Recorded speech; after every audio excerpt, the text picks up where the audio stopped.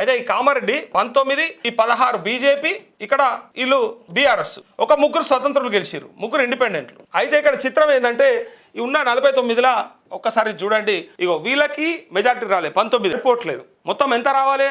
49లా సగం రావాలి. 49లా సగం కంటే ఒకటి ఎక్కువ రావాలి. మెజార్టీ అంటే అంతే కదా. సో రావాల్సిన మెజారిటీ రాలే కాబట్టి ఇప్పుడు ఏం చేయాలి? వీళ్ళు ఎవరికి ఎవరు మద్దతు ఇస్తే వస్తుంది అనేది ఇక్కడ చెక్ చేయాలి. చూస్తే ఇగో ఒకవేళ కాంగ్రెస్కి బీఆర్ఎస్ మద్దతు ఇస్తుందా అనేది ఫస్ట్ క్వశ్చన్. ఇస్తుందా?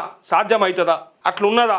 మరి కొంతమంది కామారెడ్డిలో కొన్ని మాట్లాడుకుంటా ఉన్నారు, అది మీకు చెప్పాలి, చాలా ఇంపార్టెంట్ అది. ఇక్కడ కాంగ్రెస్లో షబ్బీర్ అలీ, బీఆర్ఎస్లో ముజీబ్, ఇద్దరు కలిసి జిల్లా అధ్యక్షుడు ముజీబ్, ఇద్దరు కలిసి ఏం కాదు మద్దతు ఇచ్చి ఏదో ఒక రకంగా కాంగ్రెస్ పార్టీకి చెందినటువంటి క్యాండిడేట్ని చైర్మన్గా చేసుకుందాం, తర్వాత సరే పదవుల పంపకం తర్వాత మొదలైతే వీళ్ళిద్దరి మధ్య ఇది ఒక ఒప్పందం ఉంది అని చెప్పేసి కొంత పుకారు బయట.